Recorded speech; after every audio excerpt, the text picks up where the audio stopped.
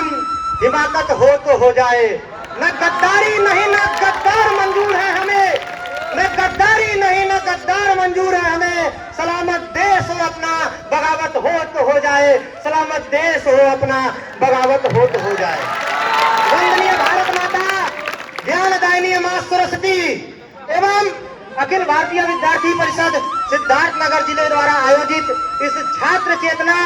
जिला महासम्मेलन में मंच पर उपस्थित सभी मंचासीन अतिथियों का मैं हार्दिक वंदन करता हूं, अभिनंदन करता हूं, बारंबार अभिनंदन करता हूं, बारंबार स्वागत करता हूं। एवं मंच के समक्ष उपस्थित इस सिद्धार्थनगर के मिट्टी के लाल, इस देश के आन बान एवं शान, ज्ञानशील एकता के संवाहक सभी प्यारे भाइयों और बहनों का आज इस कार्यक्रम में हार्दिक वंदन करता हूं, अभिनंदन करता हूं।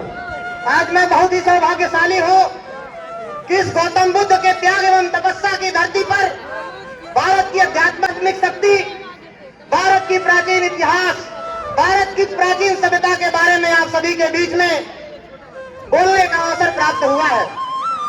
निश्चित तौर पे मेरे प्यारे भाइयों और बहनों, आज के इस आधुनिक समाज में हम सभी का कर्तव्य है कि भारत की प्राचीन सभ्यता, भारत की प्राचीन संस्कृति, भारत की आध्यात्मिक चेतना को हम सभी जाने, हम सभी स्मरण करें, क्योंकि हम एक ऐसे देश से आते हैं जिनके होठों पे गंगा और हाथों में तिरंगा रहती है। हम एक ऐसे देश से आते हैं जो वंदे मातरम की बात करता है, जो पंजाब, सिंध, गुजरात, मराठा की बात करता है। एवं हम एक ऐसे देश में आते हैं जो ठुकराए हुए के स्त्री बन जाती है और सात समुद्र पार भी विवेकानंद जी की तरह जाकर ब्रदर एंड सिस्टर वहां के लोगों को बुलाती है। हम एक ऐसे देश से आते हैं जहाँ सिद्धार्थ नाम का एक साधारण से लड़का इस सांसारिक मोह माया को त्याग कर एक सन्यासी का जीवन यापन करके गौतम बुद्ध बनता है। और हम एक ऐसे देश से आते हैं जहाँ देवों का देव महादेव बनकर, शंकर बनकर खुद विष पीते हैं और लोगों को अमृत पान कराते हैं। और हम एक ऐसे देश से आते हैं जहाँ अपने पिता का वचन रखते हुए मर्यादा पुरुषोत्तम श्री राम बनकर अपना सिंहासन त्याग के जंगलों में 14 वर्ष तक जीवन काट कर आते हैं। हम एक ऐसे भारत में जीवन यापन करते हैं। मैं एक ऐसे भारत का परिचय बताना जा रहा हूँ जहाँ स्त्री को उसके स्वाभिमान से पहचाना जाता है। हम एक ऐसे भारत की बात करते हैं जो एक कुंवारी माँ को महासती के नाम से जाना जाता है और 5 पतियों वाले पत्नी को महादेवी के नाम से जाना जाता है। अगर हमारे इतिहास को जानना है तो हमारे मस्तक पे जो इतिहास लगा है उससे जानने की आवश्यकता है। जब एक राजा दुशासन अपनी एक बहन के साड़ी को खींचता है और हम सभी राष्ट्रों के कुल का अंत करते हैं, उनके सब भाइयों के चिता को जलाते हैं, और जब एक रावण माँ सीता का हरण करता है और अपहरण करता है तो पूरे राजकुल का अंत करते हैं। हम ऐसे भारत से आते हैं। हम एक ऐसे भारत से आते हैं जो न कभी झुका है, जो न कभी बैठा है, न जो कभी झुकेगा। हम एक ऐसे भारत से आते हैं जहाँ किसानों की छत तो टपकती है लेकिन किसान फिर भी बरसात की दुआ मांगता है। हम एक ऐसे भारत से आपका परिचय कराना चाहते हैं जो वचन को निभाने के लिए महाभारत हो जाता है और अपने वचन को निभाने के लिए दानवीर कर्ण जैसे लोग अपना सर्वस्व निछावर कर देते हैं। हम एक ऐसे भारत से आते हैं जहां युवा कहते हैं कि हमें देश को अगर आगे बढ़ाना है तो स्वयं आगे बढ़ना होगा और घरों में सूर्य की प्रतिमा लगाने से और 7 घोड़ों वाला चित्र लगाने से हमारा विकास नहीं होगा। हमारा विकास होगा तो विकास होगा जब हम सूर्य से पहले उठेंगे और घोड़ों से तेज दौड़ेंगे तब हमारा विकास होगा। और जब हमारा विकास होगा और हम कीर्तिमानों पे कीर्तिमान स्थापित करेंगे तब देश भी कीर्तिमान पे कीर्तिमान स्थापित करेगा और देश भी आगे बढ़ेगा। क्योंकि जब आप प्राचीन सभ्यता और संस्कृति की बात करेंगे तो हमारे देश के इतिहास एक गौरवशाली इतिहास रहा है। सिर्फ मूल्यों और आदर्शों की बात नहीं, सिर्फ प्राचीन सभ्यता और संस्कृति की ही बात नहीं, हमारा देश विश्व में आर्थिक रूप से भी मजबूत रहा है। जो प्राचीन भारत को देखेंगे तो 1 ईस्वी से लेकर 1000 ईस्वी तक आप जब प्राचीन भारत को जानने का अगर प्रयास करेंगे तो आप पाएंगे कि भारत की जो अर्थव्यवस्था थी विश्व की अर्थव्यवस्था में 33% योगदान था। जब देश में विश्वविद्यालय की कल्पना नहीं की जा सकती थी तो हमारे देश में गांव-गांव में गुरुकुल चला करते थे।